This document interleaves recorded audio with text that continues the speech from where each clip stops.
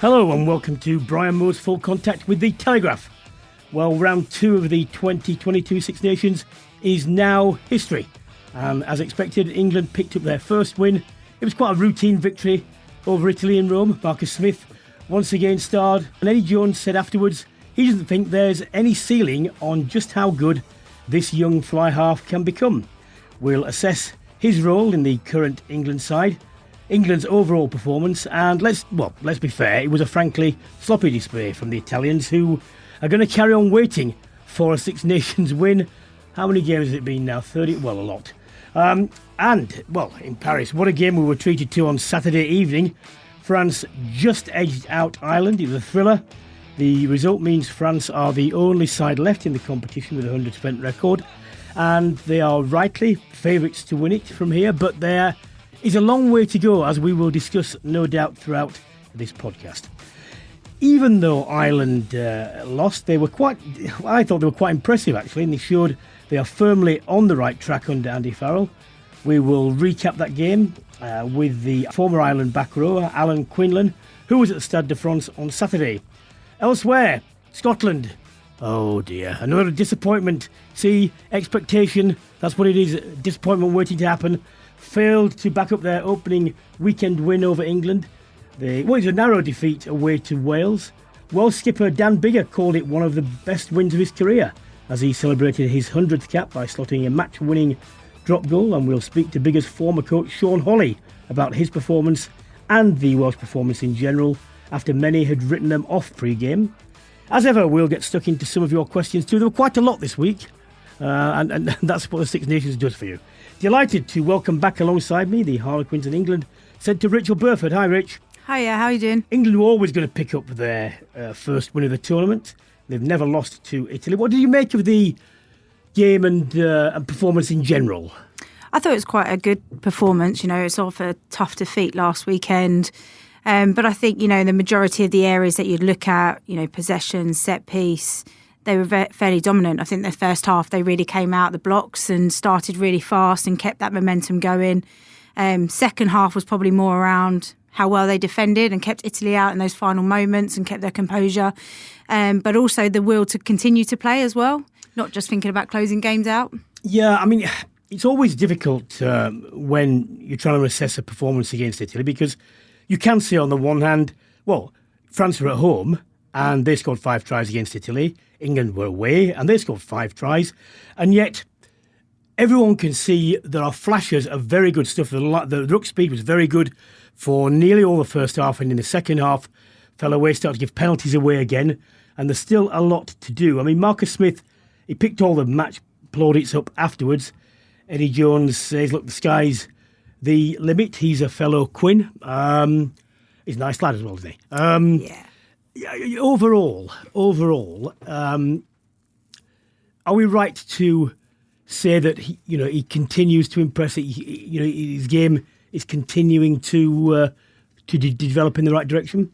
I think so. I think you look back to the summer where he started, and then, go into the autumn internationals, tougher opposition, more pressure on you, then into the Six Nations is first, and he stepped up every single time. And I think Eddie Jones is right. The bloke that he is, he's got so much will to want to learn and be the best that he can in that position and do the justice that is the making of somebody, isn't it? Always wanting to get better. I mean, he had an exceptional game, to win man of the match, 3 of those tries pivotal to everything that he did. For him to be performing where he is and still have so much to grow is a really exciting prospect for England.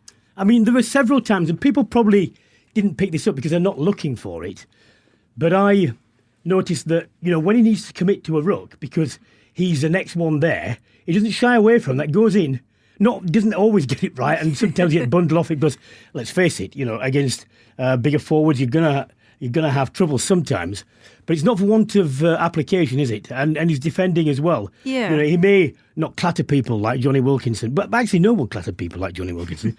But he's not afraid to put his head there, is he? No, he's not. And I think, Marcus gets all the talk about how exciting he is when he is in attack, but you've got to give him his due where he's brave in defence as well. He'll always go in for the tackles.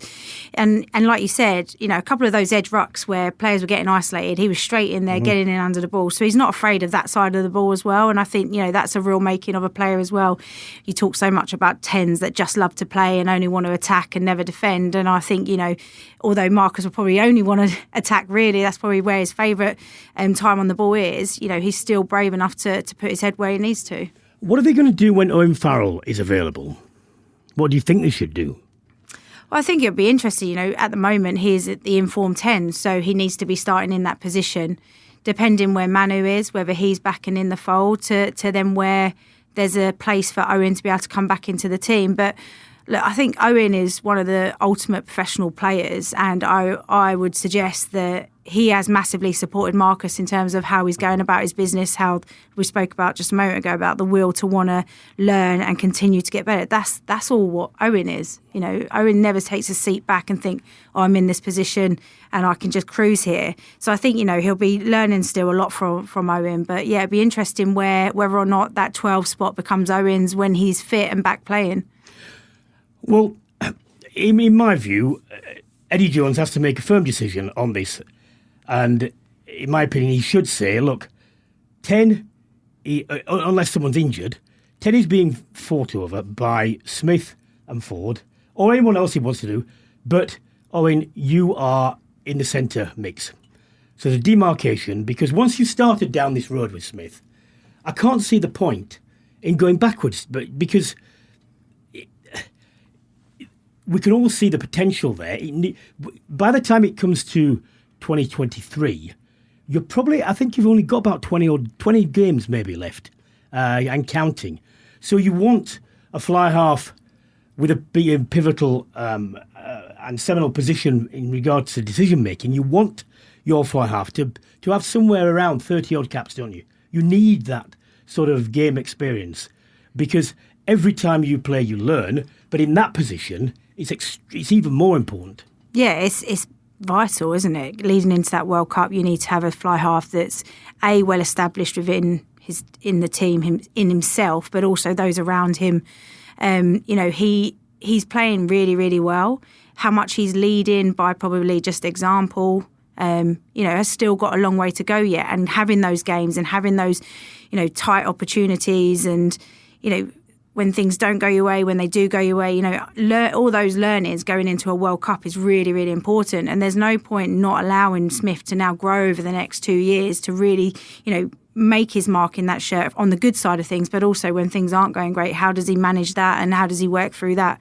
But I think you're right, with Farrell, as and when he comes back in, Eddie Jones needs to be quite clear about the direction of those two. So they both also have clarity about what their roles are. So, it'd be an interesting one to see how it plays out. Now, this is a guess because I can't remember exactly, but Nick Mullins on commentary did mention how many centre partnerships England have had since 2003. I think it was 154. No, it wasn't. But it was something unbelievable, like 60 odd. And that just shows Eddie Jones, this has been a problem before Eddie got here, and it's still a problem in the sense that no one knows where the things are. And everyone is aware of Manu Tuilagi. We understand that. But they've really, you cannot go into a World Cup without a tried and tested partnership. I know Eddie says it doesn't matter what number's on your back. It doesn't in certain respects. But if you're mounting a tournament challenge, you've got to have the basis and solidity to... Even the French have learned that now. The French, this is what the French used to do. They say it doesn't matter, he's a great footballer, he can play anywhere. And of course, some people, they'd have good games, and then it'd come apart when under pressure, because you revert to type and you do things that are unexpected, and people around you don't know what you're doing. So that, for me, he has to decide what type of player he wants at 12. And if Joe Marchant or Slade, who are very conventional, very good footballing centres, don't offer that, then get someone who does. But at least give them the game time so that everyone understands where we're going. Yeah, I think, I think you're right. There's been so many different combinations. And for me, the likes of Daly, Slade and Marchand, they all offer very much the similar thing. And Manu, look, for me, has to be in that centre partnership. But then what if Manu isn't there? You need to have that backup that is very similar to the way that Manu plays. And, having played in Six Nations and World Cups, having that centre partnership where I used to work with Emily Scarrett on so many games, we had complete clarity about one another. It does make a big difference, not just to us, but also those around us as well. And I think, it's an area that you want to have your best players on, but you want to have your best players playing in their best position where they can give the best to the team. So it's another area that is still unsold for England. Well, there were lots of calls for a change at scrum-half, and Harry Randall was given an opportunity to start there. What do you make of his outing? He reminds me of Marcus. He's exciting. He wants to play fast, quick rugby. He moved the ball well. I thought he was really busy. So I think for his first start, young guy, straight in the thick of it. I think he did really, really well. I thought his kicking suffered a bit early on. It was a bit wayward. It got better. His service was quick. And you could see that. A bit like when Ben Youngs was younger, he also needs to look every now and again to interest the bodyguards and back rows so that they can't just drift away from him, expecting him to whip the pass out. Now, he was substituted and Ben Youngs came on to equal the men's England cap record of 114. Benny's playing well for Leicester, but to me, the delivery looked slower than when Randall was on, and I don't think that's what England want. No, I think they want to play this, Eddie Jones has been saying there's going to be this exciting brand of rugby that they want to play, and there's moments in the game where you do need to slow it down and you do need to have that, that composure brought to a level at some points in the game. But I think if England want to keep playing on this front football with the exciting backline that they have, then they've got to make sure that they're keeping, the breakdown quickly and the dominance in the carry, but then also being able to move the ball away quickly. But it makes it an interesting selection, doesn't it, for Wales about the way that Eddie Jones wants to play. Well, I mean, the two big games coming up, and when Wales and then Ireland. Both at home. England have an 85% win ratio at home in the Six Nations, so they should be looking to go into the final week, maybe with a title decider away at Stade de France, but there's a long way to go before that. Italy, look, 99th defeat in the Six Nations. Everyone... I'm sick of talking about this, but what else can you say? Everyone's talking about should he get Georgia, should he get this? Georgia are no better than Italy. In fact, they're probably not as good. Italy's under 20s, have been playing really well. It's taken them a long time. It took France a long time when the Four Nations went to the Five Nations. But my point is this: there's no point in just saying, well, let's throw someone out in order to get another country that's not quite as good. And I'll just make this same comment again, as I always do. Yes, there should be an automatic right to get to the top table from the second competitions in Europe, but it can't be every year, otherwise it will be up and down. Maybe every 2-3 years. I don't know whether it's a home and away playoff. But unfortunately, till we get to that situation, I don't think there's a lot you can do about it. Yeah, I think you've got to have some consistency in there so unions can plan.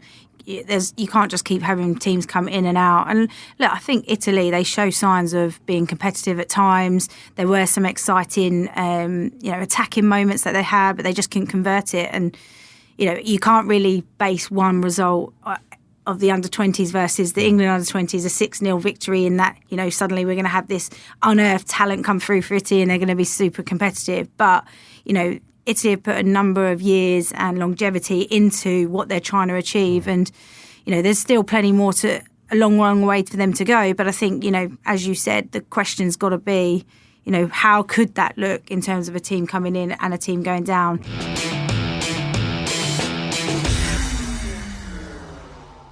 Why don't we turn to what was the game of the weekend? Undoubtedly, France 30, Ireland 26. Very pleased to say a good friend of mine, Alan Quinlan, is here to to go through it with. Hello, Quinny. Brian, how are you? Not bad. Look, you were at Stade de France for the game at the weekend, and it was a crazy opening, wasn't it? You know, they got off to a cracker, then they just gave you a try, and everyone was looking around thinking, what the hell is going on? Even though their display was impressive, the power was there and so on, Ireland got into a position where, I'm not saying they should have won, but they could have won. Do you think it was one where they can legitimately say, look, we were beaten by a better team, we got close, or actually, we should be quite angry because we could have taken that? I think they'll be frustrated, Brian. It was a crazy start, as you said, with the early try penalty. They kind of set their stall out with the collisions and their aggressive nature, and Fabien Galthié said that during the week. So that wouldn't have been a surprise to Ireland, but they turned their back in that first line out. Dupont goes, and Ireland were, all facing towards their own goalposts at that time. I'm not saying they would have snuffed it out quicker, but got a little bit narrow then when France came back. And funny enough, they had enough numbers when Intermac throws the ball back inside, but Ronan Kelleher just slightly switched off. Now, it was a very kind of speculative pass and hit and hope, if you like. Could have landed in an Irish player's hands, but you get the luck when you run that inside line, and Dupont does that. So I think Ireland were kind of a little bit shocked and a little bit static in that first period. And France are a very good side. We all know that. Everybody knows France are a very good side. But I think they showed a lot of character, Ireland, and quality. They're a very good side. We should be confident about that. I think the biggest issues they had were around the breakdown and the line-out. France made it really difficult. Ireland only lost 2 line-outs, and it was very funny because the 2 line-outs Ireland lost, James Ryan went up on his own, uncontested, and it was an overthrow from Ronan Kelleher, the first one. The second one was Tadhg Beirne, uncontested, an overthrow from Dan Sheehan. But the type of ball that they won from those lineouts was sloppy and messy. Could have been a few penalties against France. They were throwing the jumpers across the air. But look, I just think if Paul O'Connell was the Ireland captain and the pack leader, or Martin Johnson or Alan Wynne-Jones, they'd be in the referee's ear. He did warn Walkie early on. And France were able to kind of frustrate Ireland, get in their faces, and then, the ball wasn't quick at the breakdown. So number of issues there that I think, if they look back, will be a little bit frustrated. I'll tell you what I thought was impressive. France have the raw power, don't they? They've got it throughout the side. Even when the backs take the ball up, they pump in there and they get momentum. Ireland's front row physically comparable, back 5 lighter weight, but different things with mobility and dexterity and so on, and yet they managed to stay with them because they did things their own way rather than trying to batter up with France. They've got to stay with that, haven't they? They've got to stay with that. They have. But I think I watched the game back a couple of times, Brian, and I think Ireland, tried to keep it quite narrow at times with their one-out runners. Like, there's a little bit of variety. There's kind of dummy runners coming around the corner. But off those breakdowns, and I think this is where they've got to read it on the go, when, I think the stat for Ireland in November with rucks under 3 seconds was 60-70%, which is very high. At the weekend, it was less than 50. So if the ball is that little bit slower, it obviously allows the forwards around the fringes get set, number up, double up, and a couple of times Ireland got smashed on the gain line there, where I thought they possibly could have moved that contact a little bit wider. And then they were sloppy at times. Caelan Doris knocks on the ball early on in the game when Ireland were in a good attacking position.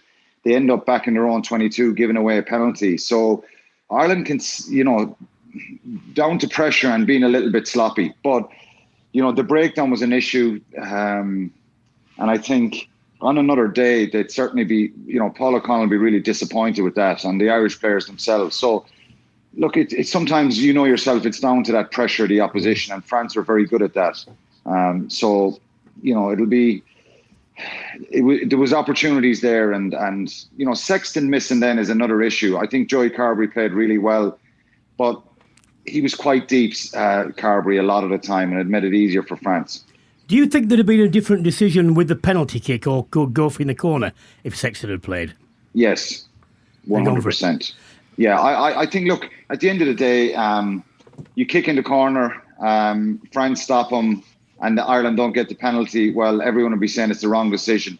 I think, getting the 3 points, closing the gap a little bit, we thought might be might spook the French a little bit, but big moment in that second half was the Sirabai try, because Ireland had the ball, they played it off the line out, Doris carries, and very uncharacteristic from Ireland. And you've seen them a lot over the years. And one of the things that has been impressive about Ireland is their efficiency around, retaining ball and being really effective at the breakdown. They just got high. Tau Fefenuel kind of lifts Josh van der Fleer out of it. The ball shoots out and it's a try. That gave France that little bit of an energy boost that they really believe, well, look, even though we've conceded a couple and Ireland are back in it, we can now go on and win this. Can I just say this is a moot point, because we'll never know, but I got the feeling over the weekend that with the Wales-Scotland game and the Irish game, had the home advantage been the other way, the result might have gone the other way as well, because of just that bit of a lift. Wales was sustained by their crowd and so on. France had that bit there. Had it been at the Aviva, and as with the mad support that they get there, I'm just in the back of my mind. It's such a significant statistic, is this, that I've just got that feeling. And when we come to the same for England's next two games, Ireland have got to come to Twickenham. Will they be confident about that? Yeah, home advantage plays a big hand, and I know from my own experience, when you've got France and England away, and this is with respect to Scotland and Wales, and we're in that category as well with Scotland and Wales. France and England are the big powerhouses, and traditionally they've always had more depth and power, and home advantage really counts in those games. But Ireland won a Grand Slam in 2018, going to Paris and getting a result in Twickenham as well. So small margins at the weekend, they could have got themselves into position and been winning. So, but like everybody knows going into this game, given the excitement around this French team, that that's why I think it's more glass half full for Ireland than half empty, because they put in a really good effort, showed their quality. And a little bit more accuracy, they could have troubled France and but they never, the line out, I think, that Tyburn kicks the ball through and gets this amazing 50-22, losing that line out was crucial. They had scored a maul try from that corner with Josh van der Fleer after half time. So in every game, and Sean will say the same as a former coach and someone who knows the game well, small margins, little accuracies around scrum, line out, breakdown, and Ireland just need to be a little bit better. So it's a bit of a steep learning curve, and I think Joey Carberry will be much the better for the experience at the weekend. Well, usually when pundits and coaches and captains say, they were positive to take out the game, it's usually an excuse. But on this occasion, I don't think it was. I think, as you say, it was a marginal thing. Quinlan, good to speak to you again. Thank you very much for taking the time. See you, mate. My pleasure, Brian. And make sure you do us a favour now when you play the French in the last game. And we want Wales and Scotland to do us a favour as well. So you can tell Sean that he better rev up the Welsh for the French when they come to Cardiff.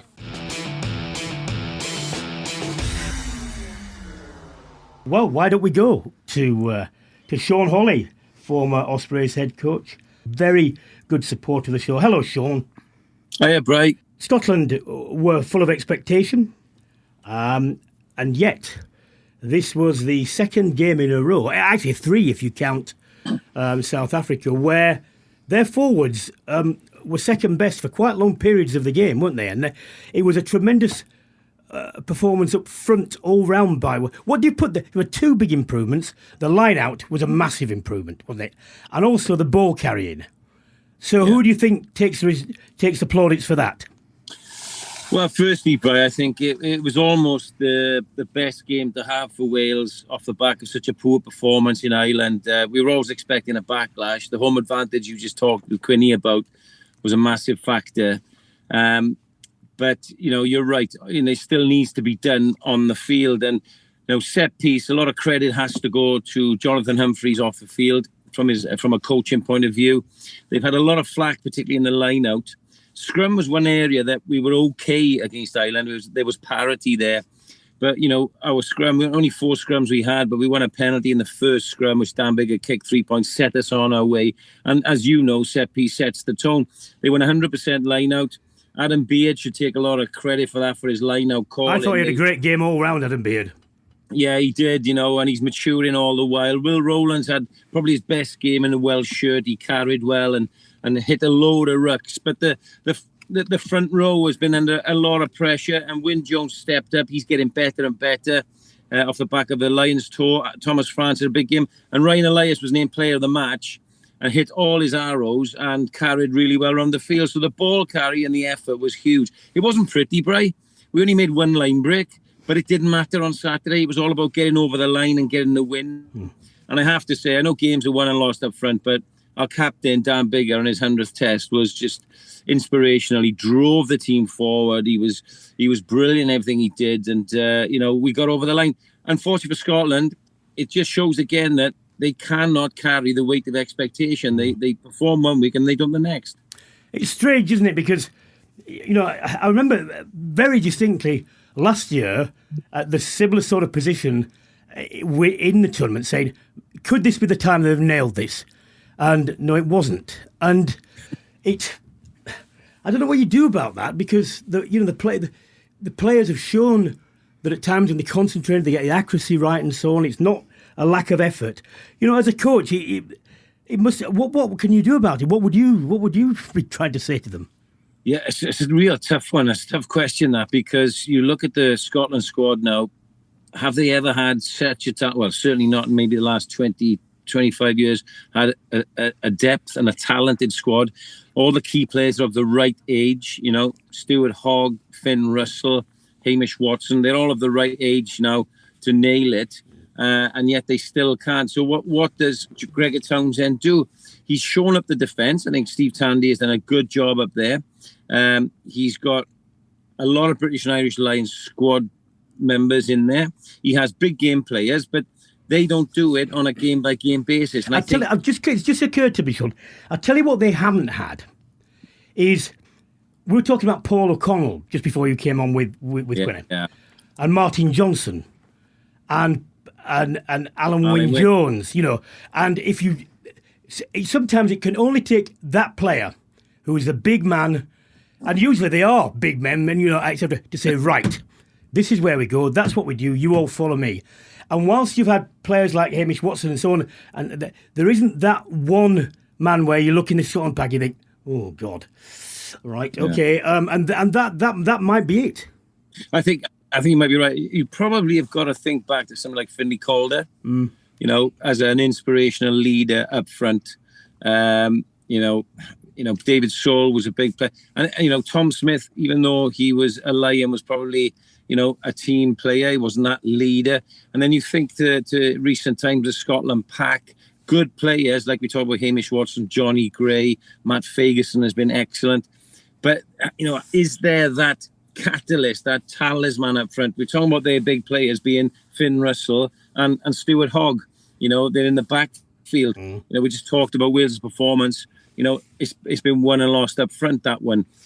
So it's a tough one for Scotland. However, they do go back to Murrayfield. France, it's not their favourite place to go, and hopefully we'll see a backlash then to really open up the championship and do everybody a favour. Sean, got a fan question here from you, from Daniel. Should Wales take the opportunity to progress this group of players rather than bringing back the injured players when they're fit? Would you see that as a backward step? I think that's a great question, Dan. And I think they need to take this opportunity. They need to grow the depth in the squad. Alan Wynne can't go on forever. George North, Jonathan Davis, Justin Tipuric, if and when they come back, Toby Faletau. There's not long to go to World Cup in France, and that's where Wayne Pivac, should he last that long, that's where he'll be more, measured, is in that World Cup in France. And we know what those guys I just mentioned can do. Even when they come back, he needs to build on this win and, boost the confidence of the likes of a Tame Basham Jack Morgan had a great debut. The centres haven't played a lot of international rugby. So he needs to do that. And in my opinion, maybe introduce a few more. I'd like to see Owen Lloyd from Bristol in the squad and getting a go. Maybe Callum Sheedy is not going to get as much of a run because Dan is the captain now. But Owen Watkin needs to play more regularly in the centre because we're short of a lot of talent in that area. And then in that back row, even though we're blessed with talent in the back row, these young two are the future of Wales. So I think they should, irrespective of the championship. I know we all want to win things, but now going to South Africa is going to be tough. They need to blood them and give them that experience. And then next autumn. So, I think they should. Sean, I've been writing about the quirky draw. This is just what happens, when the fixtures fall. It's way as they do every time. And, I was saying, England were always going to have one win because they got Italy first out of the two. But now they've got two home games. And you've got to come to Twickenham. England's win percentage at Twickenham is the highest of any Six Nations team. It's 85%. France is 76%. Ireland 71%. Wales 61%. Scotland 46%. So a much improved performance. Bear in mind what you said. What sort of chance would you give them at Twickenham? Bloody hell, Bry. I don't give them as much of a chance as if we had that generation of legendary Welsh players in there. It's been tough enough with those guys in to win at Twickenham, and we've had a decent-ish record. Having said that, I don't think England are any great shakes at the moment. Scotland beat them. We've just beaten Scotland. It's not a case of that. But when you go to HQ, then you're up against a lot. And I think, the experience and a performance and maybe and not necessarily a close defeat, but a good performance and show up again, I think would be acceptable for us in Wales, Bri, with the current squad. And, you've got to think we made one line break against Scotland. We scored 2 tries in 2 games. One was an interception out in Ireland and one was a driving maul. So, in Wales, we've got to get our feet back on the ground here on a Monday morning and say, we are where we are. We've shown up. We're a tough bunch to beat. We've got to take another step forward and maybe look to create a little bit more, develop, reinstate our set-piece game and do the same. Because if we don't do that in attack and defence against England and our set-piece, we will get hammered. And continue the improvements in defence. So as much as we restricted Scotland to 1 try, we still missed 25 tackles. Sometimes stats don't lie, mate. And so a good performance and a front up again would be acceptable, I think. Everyone is rightly talking France up. They've got tremendous power. They've got a lot of creativity and so on. But they've now got to go away twice. So bearing in mind the win ratios, etc., and the paucity of away wins, is there a chance that you think anyone will turn them over at home before they get back to the final game when they're at Stade de France with England? I think they are the ones to beat, aren't they? To score that many points against Ireland, I tipped Ireland, but I thought Ireland might just do it. So it will need somebody to tip them over. Can Wales tip them over? Well, I think yes, we can. On the day, but lots of things have to go right for Wales. The home advantage is massive in Cardiff. You know that. Yeah. We have lots of things have to go right. We have to be at the top of our game, have a little bit of luck. Last year we rode our luck because we had a couple of red cards. That still, I think, has a part to play in this championship. I don't know where, but I still think yellow and red cards will somewhere come into the mix. And that could be in the Wales-France game. The fact it's a Friday night, 8 o'clock, I'm not comfortable with because the French are used to playing, late on a Friday night and then will enjoy themselves. And this French team are a different kettle of fish. But it's not it's not beyond the realms of Wales to sneak a famous win if they front up. Other than that, no, I think France are destined to win this. And if I'm honest, to push on and win the World Cup. You know the man well. He was down in Wales for a long time, Sean Edwards. I tell you what, for me, the thing with France always used to be, if they get in trouble, they can suddenly accelerate. They suddenly seem to be able to hit the ball harder, all the pace, the gears go up, they go through this. But it was always a case where if you stop them doing that, then they do something silly. And, it wouldn't be one penalty, it'd be 3 in a row, and, you kick down. And they stop doing that. And it's really, really annoying for everyone else. But, that must be at least in part down to Sean, mustn't it? I agree with you, mate. I looked hard at their defence yesterday, and he's showing great improvements. And ironically, it's somebody like Dupont, the scrum-half, who he uses in the line, is instigating a lot of that. Yep. But they are coming harder off the line. They're very physical. And then on the flip side, I think he's having an effect on some of the forwards. Bright. I watched Antonio, the tight head prop. Have you ever seen a big man like that run and carry with the ball? Yeah. This guy, when I thought in recent years, was just like, he should be doing more. All of a sudden, he's doing more. Yeah. It has to have something to do with Sean. Rafael Ibanez must be having an impact as well. But I think Sean brings that steely, no-nonsense professionalism, whether it be in English or Pidgin French, I don't know. But whatever Pidgin Wigan. Oh, yeah. That's a very different language, I tell you. Yeah. But I think it is rubbing off because, they do look at different propositions, don't they? Disciplined, the class added to that. And they're playing the game at a different pace to the other. I thought Ireland did after last week against Wales, but I looked at how they shut off some of Ireland's options, and I'm thinking to myself, crikey, they're on the plane that they need to be for the France World Cup, let alone the Six Nations. And and another worrying thing, they've found a really consistent goal kicker as well. Oh. That always used to be, there used to be about 75% when, in tight games you could think, well, they might miss a couple, but that's gone as well, hasn't it? Well, the guy does miss. I know he missed one on the weekend, but crikey, and he's got distance as well. They've had a couple of great fullbacks in recent times. I'm thinking all of a sudden this guy comes along, and you can see why the boy can play. He steps in at 10 first receivers, but they're happy to take the kicks. And it took the game away from Ireland, didn't it? They got to 19-7, and that was because of him. Yeah. So I think they're almost a full package. Sean, quality as always. Are you up in town for the game or? I'm in town. I'm doing some work for Simon Shaw, so I'll be in a minute. Oh, why? That's where you are. Is it? Oh, I'll pop in. I'll get you out buy you a drink. Be good to see you, pal. Cheers, mate. Bye-bye. Thank you. Right, Rich. 2 rounds gone in the Six Nations.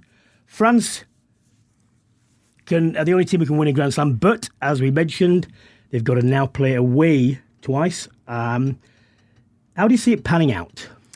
Well, it's interesting, isn't it? Because it's teams have found where they are. They also know more about the opposition.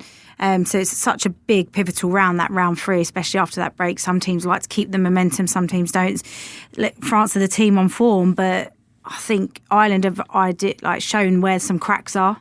To do that at home is one thing, but then to be able to replicate it when you're away is another thing. But I mean, they've got all the tools in their armoury to be able to go on and to win each game. But yeah, there are some areas that teams can exploit. Well, I think at the moment France are out in front within the Northern Hemisphere. Ireland a little bit further behind, just a bit. And then England, Wales and Scotland a bit behind that. But because England have got 2 home games now and they've got Wales and then Ireland, we'll find out an awful lot about them now. Who knows what the selections will be? But I said before the South Africa game that I just couldn't see England winning because I just couldn't see how they could live with South Africa physically. And you might say the same about the challenge of the Irish pack as well. But they went and they did it. And the pace they're trying to play at, if they can eradicate some of the silly errors that they made, the unforced errors, and they can, take the chances when they come, and maybe just a bit of luck, when Tom Curry charged that ball down and he couldn't quite find his feet, had that bounced up to him, he'd have been in for a try. So if those go right, England have been given virtually no plaudits from anyone, but that's because people don't like it, and I understand that. But even a lot of England fans have been moaning this, that, and the other. And yet I can at least see if bits click, then they're not going to be that far behind. No, I think you're right. There's so many great elements that if you can tie them all together and have that bit of luck on your side, it can make a big difference. But I think England are most dangerous when they are a bit undercooked and they've got, almost the underdog perception about them, because they're often the most dangerous teams to play against. When you've got that little bit of actually France should win this game, they've got the home advantage, they've been on top form. When you've got all that up against you, the likes of, I'd love to see Randall, starting with Marcus Smith, the likes of those two just alone to go and play and express and give it a good go, that can be a really dangerous place. So they have all the elements to be able to put in the performance to beat France, absolutely. But, a lot of things do have to go right.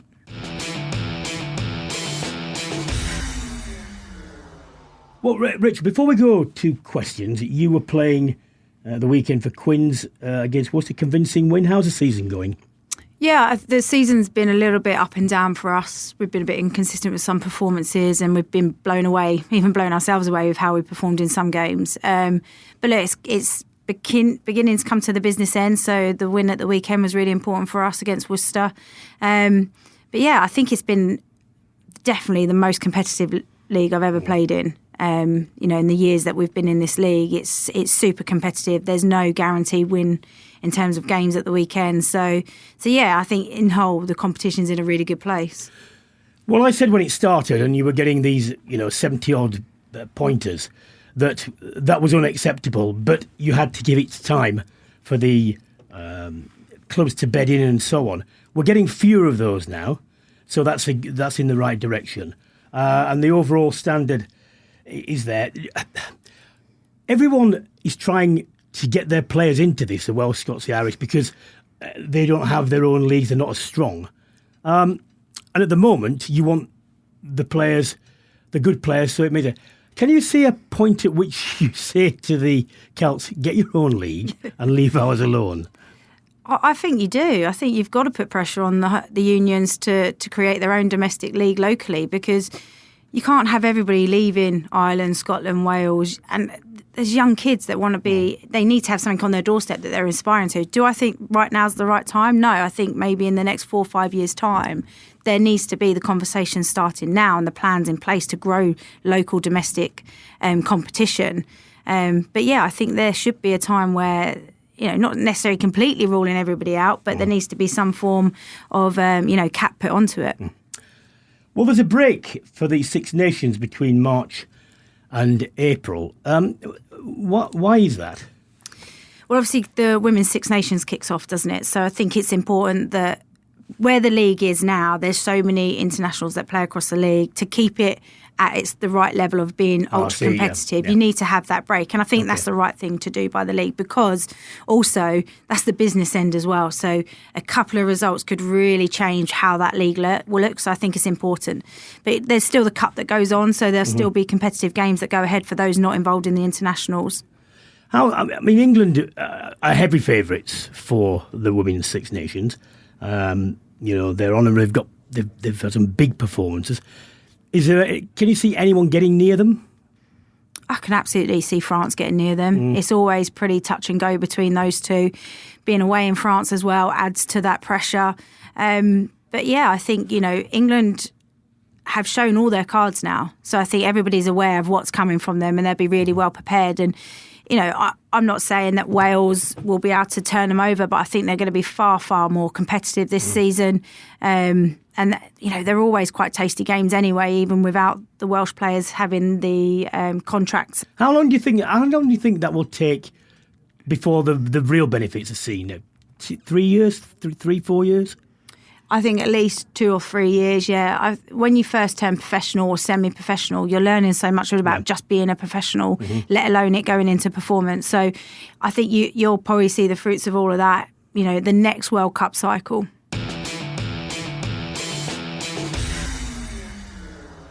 Time for some questions. Jeremy, given that winning the ball against the head is now virtually non-existent, and that it's scrums are taking an age to settle, disrupting the flow of the game, has the scrum had its day? Well, I've only been going on about this for 15 years. It's so recent. It's as simple as this.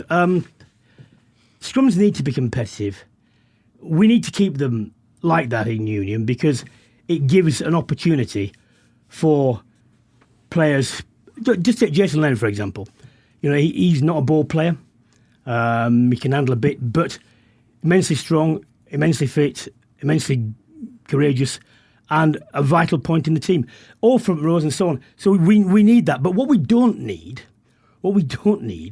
is referees not refereeing the laws, because if they did, then we would get better scrums. And the only way I can see to get this better is to have like a countdown clock, like you have in American football, where if you don't get your down away, they move you back 5 yards. If you said, right, from the time the referee marks a scrum, you've got to be ready to go down for the crouch, within 30 seconds. Otherwise, we give the put into the other team. Same with lineouts. If you're not in the line, if your lineout isn't formed within, look, I don't care what figure we all agree on. So you've got to give it right about 40 seconds, 45 or whatever. But by that time, you've got to, otherwise we give the throw to the other team. And tell you what, they do it because they can do it. The reason they take an age is because they're allowed to take an age. The reason they take a line-out, chat is because they can do. And they want to take the rest because they know they can. If they weren't allowed to, they wouldn't. And funnily enough, they'd manage to do it because they're all professionals, and we could do that. And then we wouldn't have... See, I've always said this. Unless you watch from a fan perspective without the referees, Mike, and so therefore you're just watching what is or isn't going on, you don't get the true perspective. Because when you're a player or you're a coach or you're a commentator, there's always something to say or you're analysing, so the time goes really quickly. Tell you what, you sit there for 3 reset scrums in a row with people, it's just tedious. And it can be better. It can be better. Right, there's enough of a rant. Rissan, thoughts about Eddie playing Itoje at 6? Practice to have Laws back up ready, or what would you do at 6, Rick? I think it's a good option, having Itoje a little bit more in the loose. His ability around the park is second to none when he's in the row, let alone when he's a little bit more on the loose side. Laws is a phenomenal player, and without him, it is a big dent in that back row, I think, just in terms of being really mobile around the pitch and his ball carrying ability. So I think it's a good option to have Itoje there. I think, we've seen him play there before. It's not a bad option at all. Dylan, do you think England's backs desperately need Tuolangi, May and Watson back? Well, a fit Tuolangi, yes, of course they do. With Johnny May and Watson, they have got options on the wing. Fortunately for England, they've got much more depth there, so that's not quite as crucial. And it is difficult, isn't it? What does Jones do? Does he make a space for him? Does he wait? Does he bring him straight back in? I think you just got to and ride your luck. The problem is, is there a point where you have to say, look, Manu, even if you're available, sorry, look, because you can't guarantee, and it's not your fault, but you can't guarantee that you'll have a whole Six Nations or a whole World Cup. We can't take the chance because we don't want to be disrupted halfway through a tournament. And we do want to prepare. We do want our centres. This is the two. And I'm sorry, can you see them getting to that point or not? I don't think so. I think he's too influential. He can be an absolute game changer, and he's so pivotal. I think what they need to do is establish that Tuolangi is in that wherever, at whatever point, but what's next? That's the bit that they've got to get right to have that kind of backup plan. And I'm with you, Watson, phenomenal player, and May, but there are a lot of options in that back three at the moment. But I think, somebody that you would slot in straight away would be a Tuolangi. I think Tuolangi is different to the other two, because I think with the wing options, you can just say, well, who's playing well? Yeah. What is the form? And that's fine, because they're all close to each other. Richard, question. Do you think Eddie Jones is too loyal to a few and a bit too quick to turn over talent after just 1 or 2 games? To me, the failure to sort out the centre partnership problem is a flaw. Having said that, with Tuolangi in, out and whatever, there are reasons for that, and the positive options. For me, the biggest question mark I have about him is within the halfbacks. Because remember, it was when you were going to the World Cup and you pick a 34-year-old as a backup scrum half, and now we're coming into the last sort of run, 17, 18 games. Quirk's still not getting even bench time. If Hughes' form drops off, if he gets injured, you're going to have a very inexperienced backup scrum half. And to me, look, Ben Youngs has been a tremendous servant. You can see how many caps he's got. But he has to make a decision to me and say, right, he is definitely going to be there or he's not. One or the other. Because the further you get, the nearer you get to the tournament, the more difficult it becomes to make the decision. And if you're forced to, that's what you don't want. You don't be forced to make the decision. Yeah, I think you're right. There's only X amount of games left, and that's the only opportunity you're going to have to bring in some new talent. But it's a tricky one, isn't it? Because sometimes you've got to go to people that you know and trust, and maybe that's why Eddie Jones is where he is at the moment with those decisions. But yeah, I'd love to see Quirk get more opportunity within that side. What do you see as England's weaknesses at the moment? I guess I think just, small bit, minor details, isn't it, around making sure that they're keeping possession in the right areas of the pitch. The second half, their discipline got away from them a little bit. But, I think there is a hell of a lot that's going right for them. It's just minor tweaks in certain areas. They've started a little bit to get more sophistication in their ball carrying, asking more questions of defenders, moving them around and making them make choices. And that's been lacking for a long time. Still some way to go. And if you want to see what difference that makes, look at the semi-final against New Zealand. When you get ball carriers with options and people running off them, very difficult for any side to live with that because you can't cover everything and you just have to guess. So that's a big one. I think they are still prone, whether it's through inaccuracy or ill-discipline or it's a combination of both, to just go missing for 20 minutes. And against good sides, that's it. Against Italy, doesn't matter. Against Scotland, they were on top for about 60 minutes, couldn't quite get there. And to be fair to them, the conditions were absolutely wretched, and there was a reason for that. But that inattention for 20 minutes, game gone by a side who does that. And that's still, Colin, that still is a weakness. I think they're developing in other areas. And this also goes back to I'll link this into the final question from Christopher, who's saying he wants our views on why we believe that England are behind France and Ireland at the moment, given the huge resources of talent available. Well, the talent thing, yeah, it's a slight red herring. It's a question of fitness and whatever. But I do think Eddie Jones has to take some responsibility with the core squad and sticking with them. At the decisions, as I say, he will say, look, it's my team. I'll pick who I want because it's my job. Fine, and judge me when it's done, and that's a fair point. However, I think there are some questions where, like the scrum-half thing, like the centre thing, where it doesn't seem to me that it will go right unless there is, he's more didactic and more. The funny thing is with Eddie, in some respects, he's a very certain coach. He'll do this, this, and this, and in other respects, he says I'll make changes, and then he doesn't. And you see a big clarity of thinking on one hand, and then not on the others. So that's an inconsistency from him, I think. That's all we have time for this week on Brian Moore's Full Contact with the Telegraph. A big thanks to my co-host Rachael Burford and to my guests Alan Quinlan and Sean Holly for joining us.